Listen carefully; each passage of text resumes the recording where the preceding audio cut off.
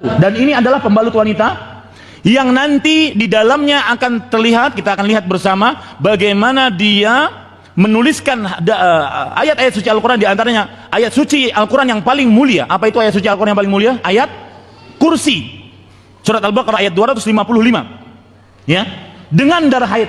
Kita akan lihat nantinya. Ini semuanya adalah baju merah itu. Kita melihat dukun itu. Nah, ini yang saya ceritakan, dukun yang tadi ditangkap, yang katanya, kenapa kamu menangis?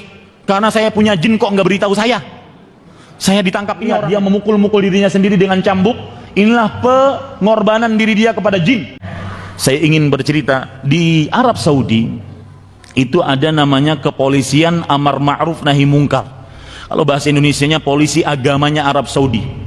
Di polisi keagamaan Arab Saudi itu ada divisi pemberantasan perdukunan dan sihir. Kalau di Indonesia ada komisi pemberantasan korupsi.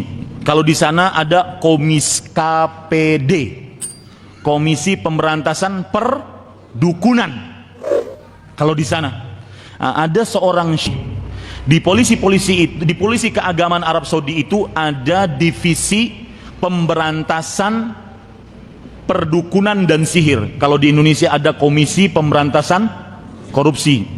Kalau di sana ada KPD, komisi pemberantasan perdukunan. Kalau di sana ada seorang syekh yang bernama Adil bin Muqbil bin Tahir al-Muqbil. Beliau ini adalah kepala KPD-nya, kepala kepolisian agama divisi pemberantasan sihir dan perdukunan. Beliau pernah bercerita bahwasanya, perhatikan Bapak Ibu saudara-saudari yang dimuliakan oleh Allah Subhanahu wa taala, bahwasanya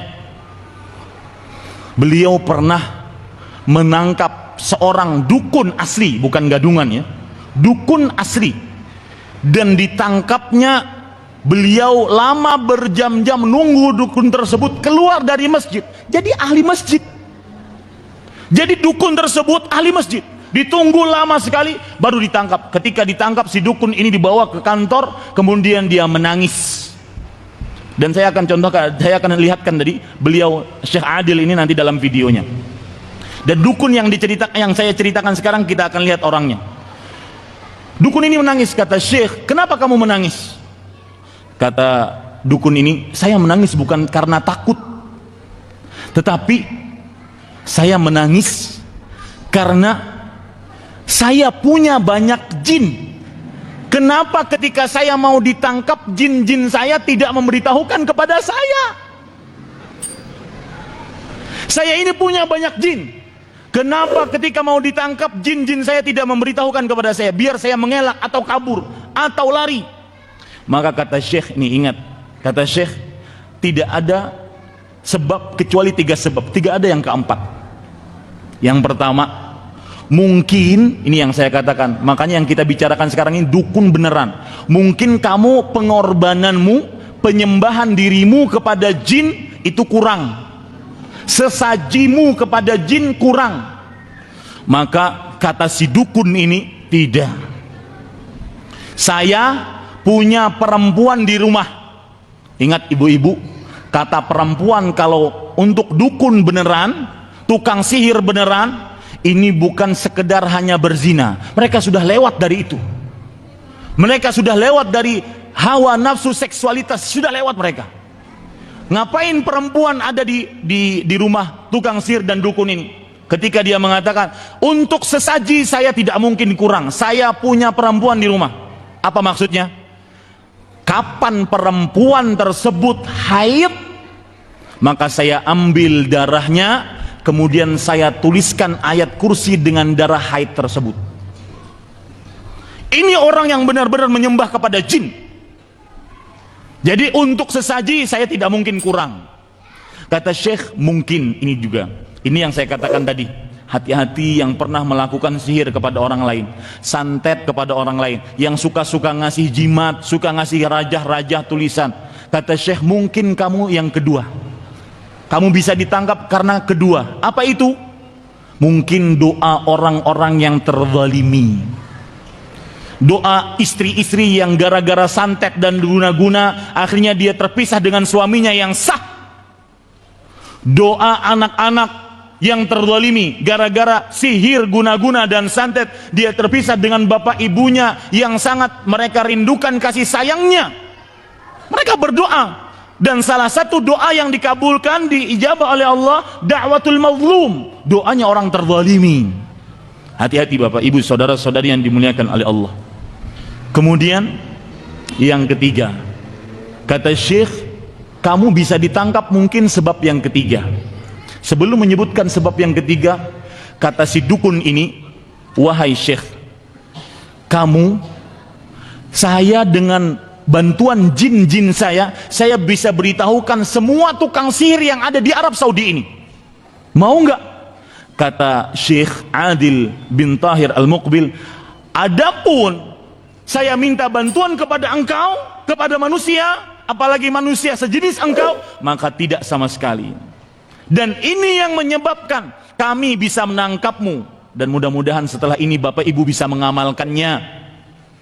Setiap kami keluar dari kantor kami, dari rumah kami ingin menangkapmu, kami membaca Bismillah tawakkaltu ala Allah wala haula wala quwata illa billah. Hafal doanya, Bismillah tawakkaltu ala Allah wala haula wala quwata illa billah. Kata Rasulullah sallallahu alaihi wasallam, siapa yang keluar rumah membaca doa ini, maka faqad hudiya, dia telah diberikan petunjuk, di antaranya petunjuk menangkap jin tadi. Wa wuqiya, dan dia sudah dijaga. Wa kufiya, dan dia dicukupkan oleh Allah Subhanahu wa taala. Maka Bapak Ibu saudara-saudari, ya, perhatikan baik-baik. Kembali kita ke permasalahan kita, bahwasanya jin, sihir, perdukunan, santet benar-benar memberikan pengaruh. Di antara dalil itu adalah surat Al-Falaq. Surat Al-Falaq berbunyi, Qul a'udzu birabbil falaq. Katakanlah wahai Muhammad, aku berlindung dari Al-Falaq. Aku berlindung dengan Rabb yang memiliki falak, yaitu waktu subuh. Dari apa aku berlindung? Min syarri ma khalaq, dari keburukan yang tercipta. Kemudian sampai kepada ayat wa min syarrin naffatsati fil 'uqad. Dan ini perhatikan baik-baik, perhatikan baik-baik. Dan aku berlindung dari wanita-wanita tukang sihir yang meniup di buhul-buhul. Ya, aku berlindung dari keburukan-keburukan wanita-wanita penyihir yang meniup pada buhul-buhul. Kata Imam Ibnu Qudamah, ulama bermadzhab Hambali, dalam kitab beliau Al-Mughni, beliau mengatakan, walaula anna sihra lahu haqiqah lama amarallahu bil isti'adati minhu. Kalau seandainya sihir tidak mempunyai hakikat, maka Allah Subhanahu wa taala tidak akan pernah memerintahkan kita untuk minta perlindungan dari keburukan wanita-wanita penyihir. Dan ingat, saya katakan berdasarkan surat tadi, min syarrin naffatsati fil 'uqad, aku berlindung dari wanita-wanita penyihir yang meniup pada buhul-buhul. Bapak, Ibu, saudara-saudari sekalian, setiap sihir selalu ada buhul-buhulnya, pasti.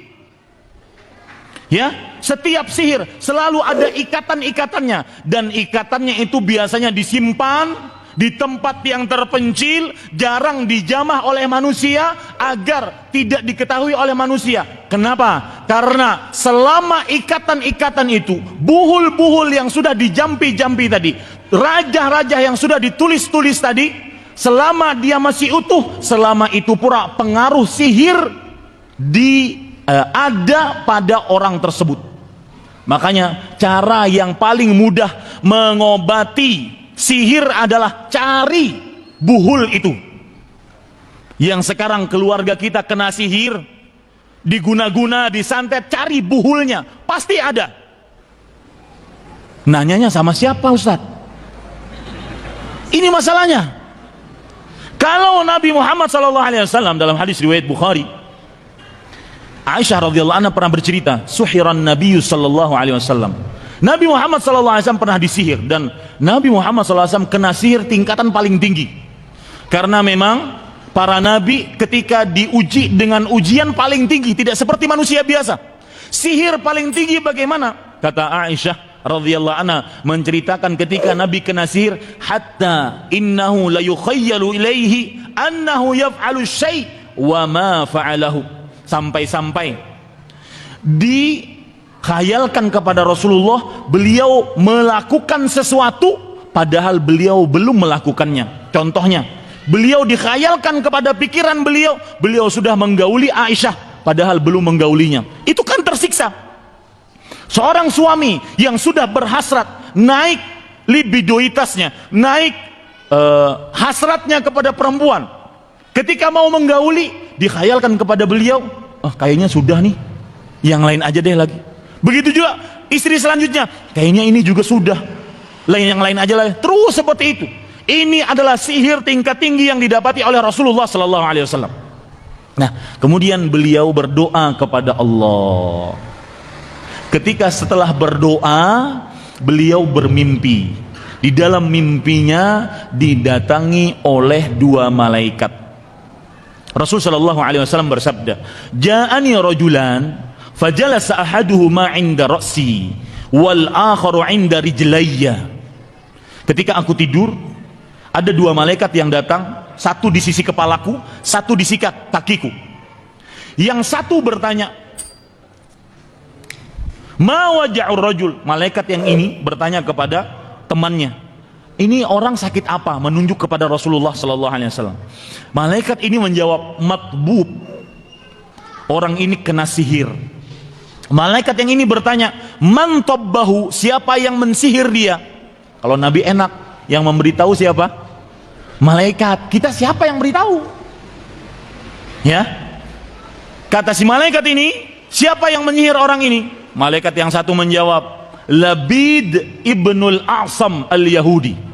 Seorang dari agama Yahudi, yang beragama Yahudi, yang bernama Labid bin A'sam. Kemudian, nah lihat ini. Malaikat ini yang bertanya lagi, pada apa disihirnya orang ini? Lihat, selalu Pak, sihir itu selalu ada buhul-buhulnya. Kata malaikat ini yang menjawab, orang ini menunjuk kepada Rasulullah, disihir kenapa? Karena rambut-rambut beliau yang diambil dari sisir beliau, kemudian diikat-ikat, dijampi-jampi, akhirnya kena sihir. Diletakkan di mana ikatan-ikatan tadi? Sebelum saya sebutkan diletakkan di mana, makanya hati-hati. Anak-anak ibu, bapak-bapak yang sedang pacaran, meskipun dalam Islam tidak benar adanya pacaran, tapi kalau terjadi, dan saya tidak melegalkan, jangan suka-suka ngasih baju, ngasih jaket, ngasih alat-alat atau bahan-bahan yang sangat kental dengan tubuh kita. Foto, ngasih ini, itu sangat mudah disihir. Terutama di zaman yang informasi serba canggih. Kita meletakkan foto pada media-media sosial, memberikan kopiah, memberikan cincin, memberikan bahkan kadang-kadang memberikan sampai peralatan dalam. Ini hati-hati, sangat mudah disihir. Rambut, ya, sangat mudah kena sihir. Maka perhatikan Bapak Ibu, saudara-saudari yang dimuliakan oleh Allah Subhanahu wa taala. Di mana diletakkan buhul-buhul tadi? Ternyata di sumur yang bernama Dhi Arwan. Di sumur yang bernama Dhi Arwan. Lalu setelah bangun, sadar Rasulullah SAW bangun dari tidurnya, beliau akhirnya pergi ke sumur Dhi Arwan dan mengambil buhul-buhul tadi, kemudian beliau buka. Kalau sudah dibuka, dengan izin Allah, sihirnya pasti hilang. Makanya saya katakan dari awal tadi, kapan Anda ingin mengobati orang yang kena sihir, cari itu buhul. Ustaz, kalau Nabi Muhammad diberitahukan oleh Allah melalui malaikat, kita siapa yang beritahu? Maka jawabannya kita bisa apa? Berdoa agar Allah memberitahukan kepada kita. Di mana buhul-buhul tadi? Tidak ada pengobatan terhadap sihir yang paling manjur dibandingkan seseorang diambil buhulnya, kemudian dibuka, dibaca-bacai, kemudian dihancurkan. Itu menghancurkan sihir. Kejadian Pak ini di Arab Saudi. Seorang tukang sihir ditangkap kemudian diintegrasi oleh polisi keagamaan tadi, divisi pemberantasan sihir dan dukun tadi, di mana biasanya orang-orang membuang buhul-buhul. Tahu Pak, di mana? Bapak mungkin yang pernah haji dan umroh tahu Jeddah. Di Jeddah itu ada Laut Merah. Di samping-samping Laut Merah ternyata orang banyak buhul. Maka diadakan, ya nanti kalau seandainya cukup waktunya saya perlihatkan, para penyelam-penyelam diperintahkan menyelam, menyisiri pesisir pantai Laut Merah, mesisir Laut Merah. Puluhan pekerjaan-pekerjaan sihir, puluhan buhul-buhul didapatkan, kemudian dihancurkan satu-satu. Setelah itu banyak sekali keluarga, puluhan, ratusan keluarga yang menelpon kepada divisi pemberantasan sihir dan perdukunan ini. Alhamdulillah, keluarga kami menjadi sehat kembali. Suami yang biasa saya lihat saya benci sekali, saya murkai sekali, bau suami yang aturan dulunya saya sangat suka, kemudian karena sihir, gara-gara sihir akhirnya saya sangat membenci bau badan suami. Maka sekarang alhamdulillah kami bersatu kembali. Maka saya katakan, tidak ada cara yang paling paten untuk menghapuskan sihir, mengobati sihir, kecuali cari buhulnya, kemudian dibuka buhul itu dengan ucapan bacaan Al-Fatihah, Qul a'udzu birabbil falaq, Qul a'udzu birabbin nas, kemudian dimusnahkan. Maka dengan izin Allah pasti akan hancur, akan habis pengaruh sihirnya, pengaruh santetnya, pengaruh dukunnya. Ini Bapak Ibu saudara-saudari yang dimuliakan oleh Allah. Poin yang keempat, yang berkaitan dengan sihir, macam-macam sihir, macam-macam sihir, macam-macam sihir, santet, dukun dan semisalnya. Sihir yang pertama adalah sihir khayalan. Ini yang saya ingin ceritakan tadi, sihir tentang tukang sihir Fir'aun melawan Nabi siapa? Nabi Musa. Di dalam surat Toha ayat 65 disebutkan bagaimana terjadi perseteruan, perkelahian antara tukang sihir Fir'aun dengan Nabi Musa. Tukang sihir Fir'aun melemparkan tongkat tali-tali kecil, dan dikhayalkan kepada yang melihatnya tongkat dan tali-tali kecil itu bergerak, padahal dia tidak bergerak, cuma dikhayalkan. Ini disebut sihir jenis pertama. Sihir apa? Khayalan. Sihir khayalan. Ketika Nabi Musa melempar tongkatnya, tukang sihir memperhatikan tongkat Nabi Musa alaihissalam benar-benar berubah, bukan seperti yang mereka perbuat. Kalau ini khayalan, yang ini tongkat ketika dilempar benar-benar berubah menjadi ular, karena memang mukjizat. Makanya tukang sihir ketika melihat itu benar-benar menjadi ular, tukang sihir Fir'aun langsung mengatakan, kami beriman kepada Allah Subhanahu wa ta'ala. Nih perhatikan ya, silahkan dilihat di dalam Al-Quran surat Toha ayat 65 sampai 76. Saya tidak cukup waktunya untuk menjelaskan. Kemudian sihir yang kedua, sihir hakikat. Kalau dalam bahasa Indonesia sihir hakikat ini santet, guna-guna, pelet, ini sihir hakikat. Yang ketiga, sihir ketangkasan. Kalau dalam bahasa Indonesia sulap, muter-muter tangan keluar bunga, muter-muter tangan keluar api. Ini namanya apa? Sulap, sihir ketangkasan. Dia termasuk sihir. Sudah, itu poin yang kelima sekarang. Kenapa sihir, santet, guna-guna, pelet dikategorikan sebagai bentuk kesyirikan dan kekafiran? Pertama, karena guna-guna, sihir, santet dan pelet tidak lain kecuali meminta kepada jin. Minta kepada apa? Kepada jin. Ya. Dan ini yang sihir beneran. Sihir tukang santet pelet beneran ini, dia berhubungan dengan jin, memuja jin, menyembah jin. Dan Allah Subhanahu wa taala berfirman di dalam surat Al-Baqarah ayat 102, walakinna syayatina kafaru yu'allimuna an-nasa as-sihra, akan tetapi para syaitan mereka telah kafir mengajarkan kepada manusia sihir. Ini menunjukkan bahwasanya orang-orang tukang sihir, santet, dukun, pelet berhubungan dengan jin. Sebab yang kedua, kenapa guna-guna, santet, pelet dan sihir termasuk perbuatan kesyirikan dan kekafiran? Karena mengaku mengetahui akan hal gaib. Mengaku mengetahui akan hal gaib. Sudah kita jelaskan tadi, tidak ada yang mengetahui akan hal gaib kecuali siapa? Allah Subhanahu wa ta'ala. Kemudian sebab yang ketiga, kenapa guna-guna, santet, pelet termasuk kesyirikan dan kekafiran? Karena, ini perhatikan, nanti kita akan contohkan ini, kita akan lihat video-videonya. Karena pelaku santet, tukang dukun, pelet dan semisalnya, manjur sihirnya, manjur dukunnya, manjur peletnya kapan? Ketika dia menghinakan simbol-simbol Islam. Seperti kalau lagi buang air besar, duduk di WC, di kloset, dia telapak kakinya dia injekkan kepada Al-Quran. Satu, ini dukun beneran Pak ya, bukan dukun gadungan. Ada lagi Pak, cerita dukun gadungan. Jadi misalkan, dan dukun gadungan, dan semua dukun, semua sihir, semua tukang pelet, itu menginginkan duit. Jadi ceritanya ada si fulan yang bertandang ke rumah dukun gadungan. Kata si dukun, saya mengetahui bagaimana solusi dari permasalahanmu.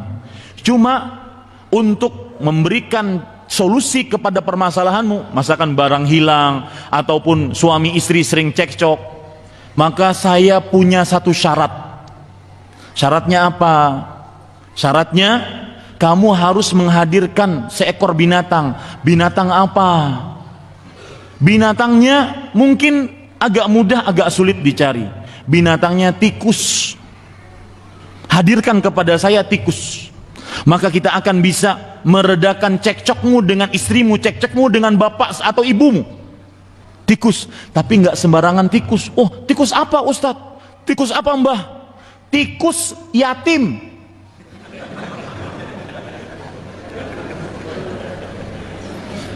Gimana kalau tikus yatim?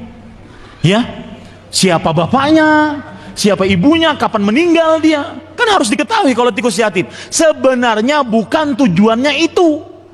Tujuannya, nah kalau kamu sulit nyari tikus yatim, ya jelas sulit. Ya, sulit tikus yatim mengetahui kapan meninggal bapaknya, ini sudah balik atau belum. Karena yang namanya anak yatim itu adalah anak yang meninggal bapaknya dan dia belum balik. Berarti tikus yatim begitu juga, tikus yang meninggal bapaknya dan dia belum balik.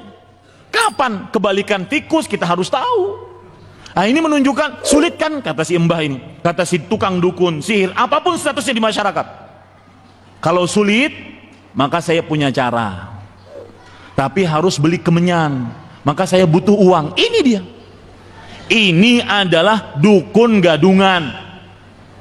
Nah, dukun santet tidak akan manjur kecuali harus menghinakan simbol-simbol Islam, diantaranya menulis ayat-ayat Al-Quran di telapak kakinya.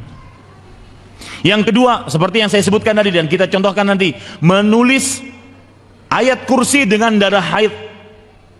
Yang ketiga, mengerjakan sholat sengaja tanpa berwudu. Kita ketahui syarat sahnya sholat adalah apa? Berwudu.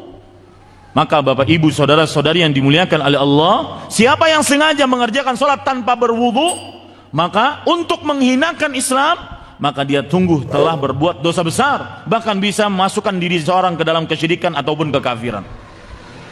Bapak ibu saudara-saudari yang dimuliakan oleh Allah, sebelum poin yang terakhir yang ingin saya sampaikan, karena kita di hadapan kita ingin melihat video, apa hukum mendatangi sahir, kahin, arraf, apa hukumnya?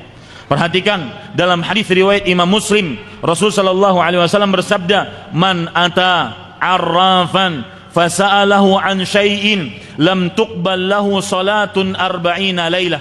Barang siapa yang mendatangi arraf. Apa itu arraf, Pak? Orang yang mengetahui akan hal gaib yang telah terjadi. Seperti mengaku mengetahui barang hilang, istri hilang, anak hilang, sepeda motor hilang. Istri hilang itu nggak ada lain kecuali diambil laki-laki lain. Ya, ya. Mengetahui pesawat hilang. Ya, ini namanya arraf. mengetahui lumpur lambindo di mana harus ditutupnya.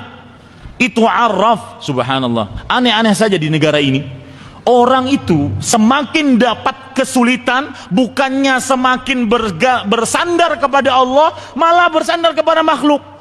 Tukang ramalkah didatangkan? Ya, aneh.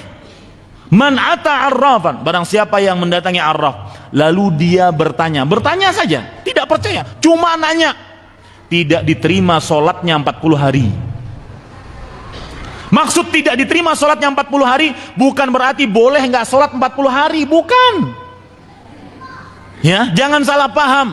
Maksud sholatnya tidak diterima 40 hari adalah dia sholatnya gugur kewajibannya tapi tidak ada pahalanya dan tidak bisa diqadha sholat tersebut.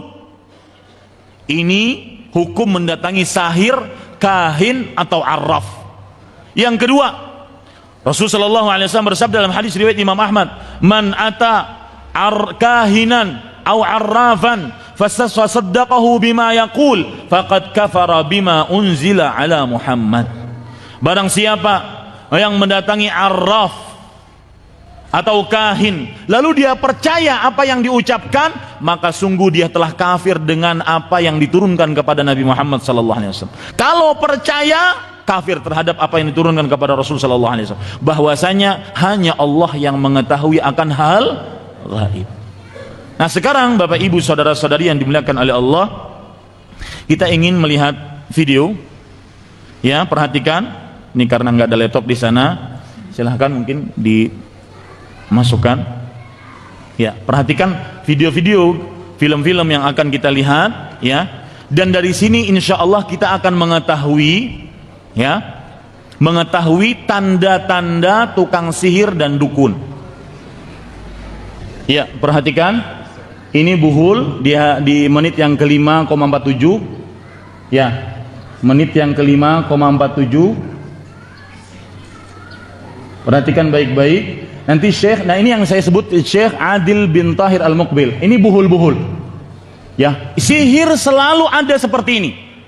Sihir selalu ada buhul-buhul seperti ini.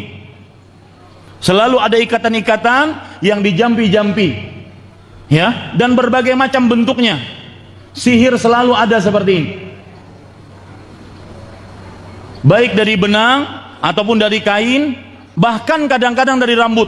Saya ketika di Damam, banyak sekali majikan-majikan yang berstatus Arab Saudi, berkeluarga negaraan Arab Saudi, mereka bawa ini, ya, yang dilakukan oleh tenaga kerja kalian, yaitu rambut-rambut diikat-ikat, ya, rambut bayangkan diikat, ya, diikat itu kan kecil sekali.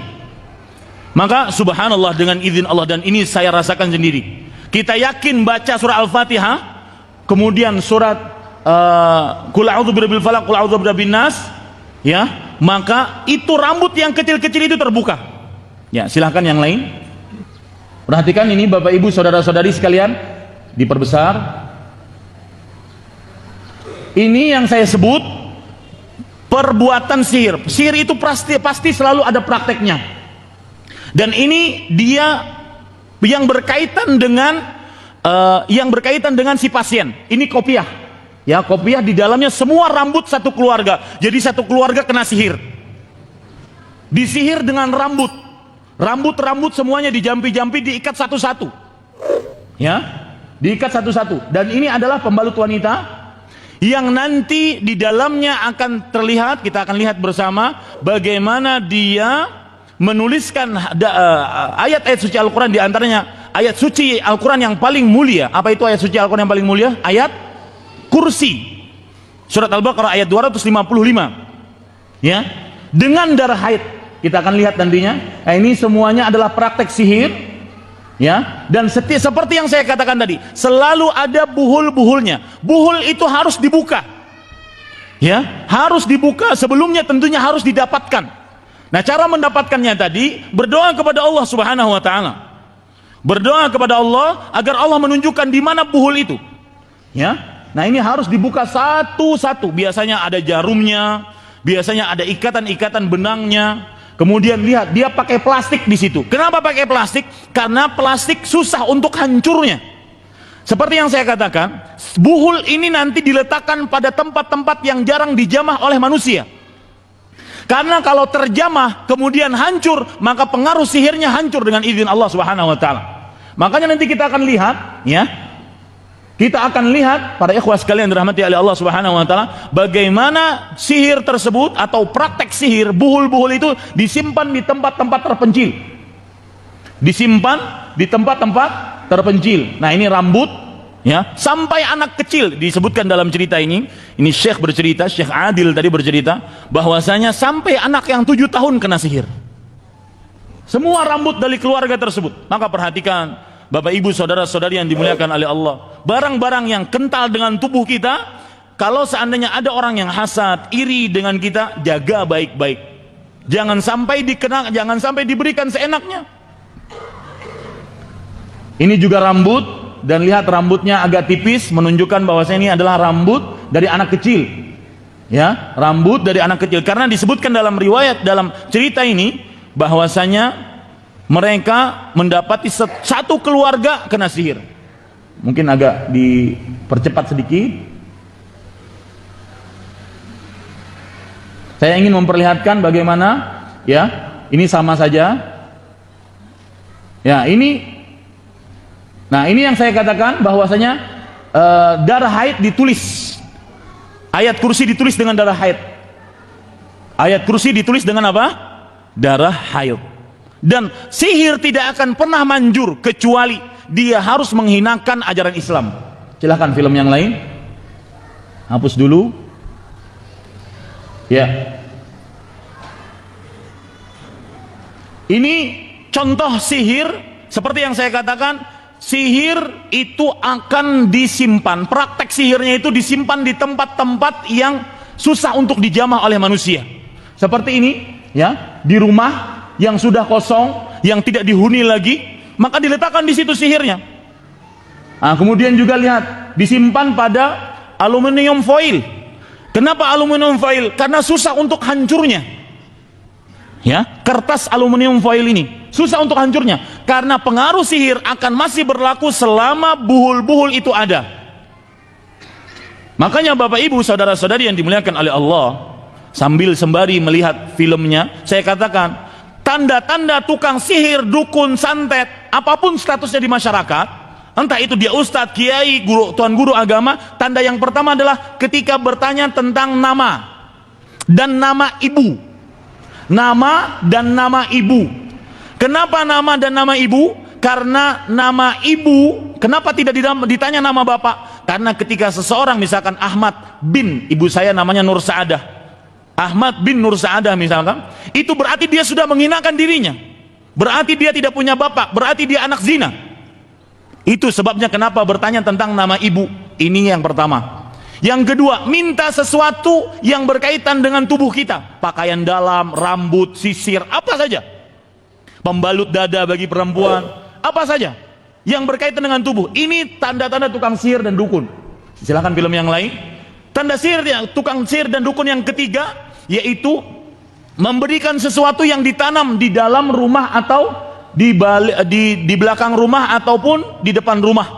Apa saja yang ditanam, dikubur, entah itu pohon, entah itu apa saja, maka ini termasuk daripada tukang sihir ataupun dukun. Nah, perhatikan, ini rajah, ya, ini yang saya sebut rajah. Jangan terkecoh dengan tulisan-tulisan Arab, ya, semuanya ini rajah. Jangan terkecoh dengan ada Al-Fatihahnya, ada Allah Muhammadnya, ada nanti Abu Bakar As-Siddiq, Umar bin Khattab, Utsman bin Affan, Ali bin Abi Thalib, lingkaran-lingkaran begitu, kemudian ada bintang. Betul apa betul? Pernah lihat seperti itu? Ya. Itu adalah rajah, itu sihir. Siapa yang memberi seperti itu, apapun statusnya di masyarakat, entah itu dia ustadz, kiai, tuan guru, habib, atau apapun, itu pasti tukang sihir. Itu arraf atau kahin. Ya, ini para ikhwan yang dirahmati oleh Allah Subhanahu wa taala. Ini juga hal-hal yang digantung, biasanya digantung di rumah, digantung di mobil, digantung di sepeda motor, digantung di toko. Ini digantung di badan, ya, gesper. Semua jimat yang digantung, Rasulullah SAW bersabda, "Man 'allaqa tamimatan faqad asyrak." barang siapa, hadis riwayat Imam Ahmad, barang siapa yang menggantung jimat. Tamimah itu adalah anak-anak kecil yang diberi kalung-kalung gelang-gelang hitam. Ada nggak di sini adatnya? Nah, itu tamimah namanya. Asal makna tamimah itu anak-anak kecil yang dikasih kumpulan-kumpulan benang-benang hitam, digelangkan ataupun dikalungkan ataupun digelangkan kaki, itu namanya tamimah. Rasul sallallahu alaihi wasallam bersabda, "Man 'allaqa tamimatan faqad asyrak." Lihat bentuk-bentuk tamimah bermacam-macam. Lihat di sini Syekh menyebutkan, memperlihatkan bentuk-bentuk tamimah seperti ini. Ini tamimah yang biasa. Ya, betul kan kita lihat, biasanya di tengah-tengah masyarakat terjadi ini. Ini tamimah. Barang siapa yang menggantungkan jimat tamimah, maka dia telah berbuat kesyirikan. Ya. Dan termasuk tamimah, jimat adalah memakai susuk. Termasuk tamimah, jimat adalah memakai susuk. Dan Bapak Ibu saudara-saudari yang dimuliakan oleh Allah, demi Allah saya pernah kajian di hadapan ibu-ibu TKW di Arab Saudi. Ketika membahas tentang tauhid, saya sebutkan ayat-ayat suci Al-Quran, hadis Rasul. Ada seorang ibu bangun, "Ustadz, saya mau nanya." "Bu, tunggu Bu, materi saya belum selesai." "Enggak Ustadz, saya mau nanya. Sekarang sudah terasa panas sekali perut saya dan pipi saya." "Emang kenapa Bu?" "Saya sebelum ke Arab Saudi saya pakai susuk Ustadz." Ini bukti bahwasanya susuk bukan memberikan manfaat, malah memberikan mudarat. Dan apabila ada orang yang memakai susuk, harus dikeluarkan. Harus dikeluarkan. Itu cara bertaubat dia. Nah, ini juga tamimah, ya, ditulis pada tulisan-tulisan kertas, ya, biasanya disimpan di dompet. Saya juga banyak dapati kawan-kawan tenaga kerja Indonesia yang bertaubat. Setelah saya ceritakan seperti ini, mereka satu-satu mengeluarkan dari dompetnya. "Ini Ustadz, saya bawa dari Indonesia. Ini Ustadz, saya bawa dari Indonesia." Ada yang tertulis pakai bahasa Arab. "Agar kamu disenangi orang, baca surat Al-Fatihah 9 kali tanpa nafas." Sanggup Pak? Ya? Ya, silahkan film yang lain. Nah, ini cincin. Perhatikan Bapak Ibu yang dikasih cincin, jangan-jangan di situ ada sihirnya. Ya, jangan-jangan di situ. Nah, ini yang saya sebutkan tadi, bahwasanya sihir prakteknya disimpan pada tempat-tempat yang susah dijamah oleh manusia. Lihat, ini padang pasir. Nah, pertanyaannya, polisi keagamaan Arab Saudi dapat dari mana informasi ini? Maka dapatnya mereka nangkap dulu tukang sihirnya, diintegrasi, baru mereka ngaku, "Oh, saya di daerah ini, cari saja di sana." Dicari oleh mereka, dapat. Lihat, dalam sekali. Dan subhanallah di Arab Saudi itu ya, nggali kubur pakai baju seperti saya, main bola pakai baju juga seperti saya, sekolah juga bajunya gamis, ya, istiqomah sekali. Coba, emang bajunya itu saja. Ya, lihat apa yang mereka dapatkan dalam sekali ini. Dan makanya tercela sekali orang yang melakukan perbuatan sihir. Untuk seperti ini saja mereka tujuannya adalah memisahkan keluarga, membuat istri menjadi benci kepada suami, membuat anak tidak suka kepada orang tuanya. Makanya doa orang yang kena sihir, orang yang terzalimi, kabul. Maka bertaubatlah yang pernah melakukan kesihiran, dan juga dukun, santet, pelet. Lihat apa yang mereka dapatkan, ya, kaleng susu, kemudian dikeluarkan prakteknya dari dalam. Lihat, ya, sangat susah hanya untuk mencelakakan kaum muslim, membuat sesuatu yang susah. Ini kenapa dilakukan seperti itu? Pakai kaleng, pakai plastik. Lihat, plastiknya berapa kali lipat agar tidak hancur. Seperti yang saya katakan, kapan dia hancur, maka pengaruh sihirnya akan hancur. Kapan hancur, pengaruh sihirnya akan apa? Akan hancur. Lihat, ya, dibuka, ini juga sulit membukanya karena pakai lakban. Kemudian di bawah lakban ada plastik. Nanti ternyata di belakang beberapa plastik itu apa? Coba kita lihat.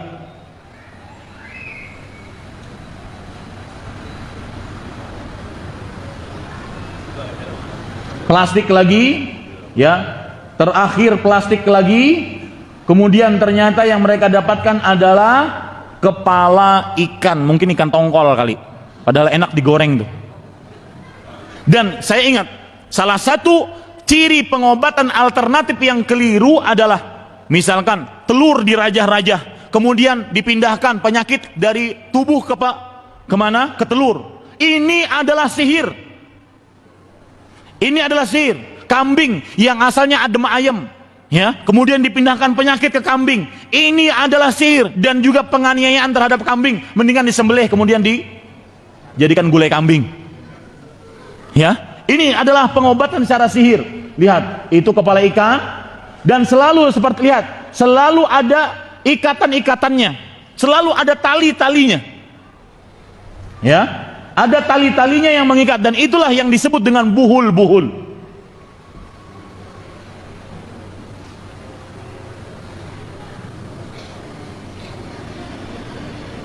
Sekali lagi Bapak Ibu Saudara, jangan percaya yang bisa memindahkan penyakit telur yang asalnya bisa digoreng, bisa dimakan, bisa didadar, bisa di mata sapi, ini dipindahkan penyakit, kemudian ketika dipecah kelihatan darahnya, kelihatan kotorannya, itu sihir.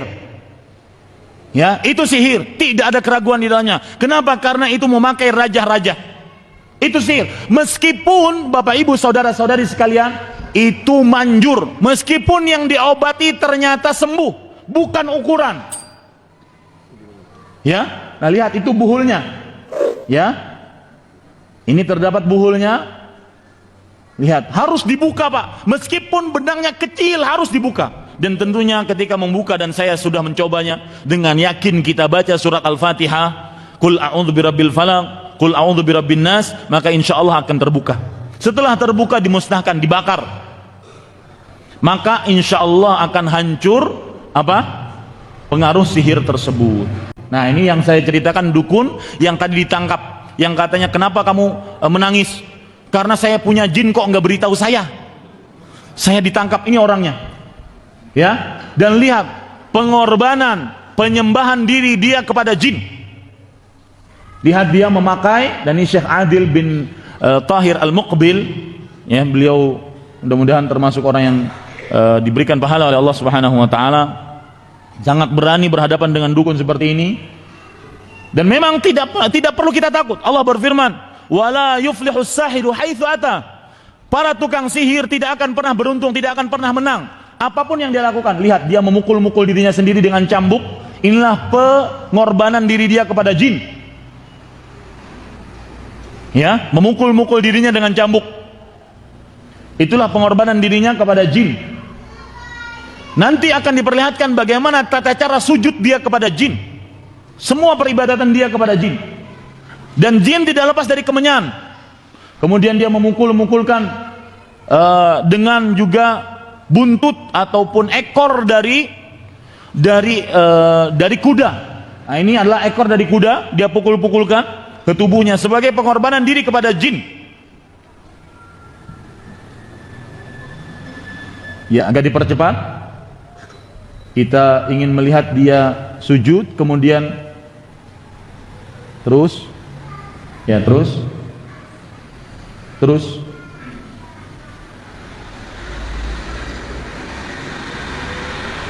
Ya, perhatikan. Nah, ini adalah bekas menyembelih dia. Jadi Syekh bercerita bahwasanya ini kamar bau busuk. Kenapa? Karena dia menyembelih ayam di dalam situ sebagai penyembelihan kepada jin. Ya, dan kamar ini bau sangat busuk. Lihat bekas-bekas darahnya. Kamar ini sangat busuk. Terakhir kita perlihatkan dia sujud kepada jin. Ya, sebentar. Nah, ini contoh sujud dia kepada jin.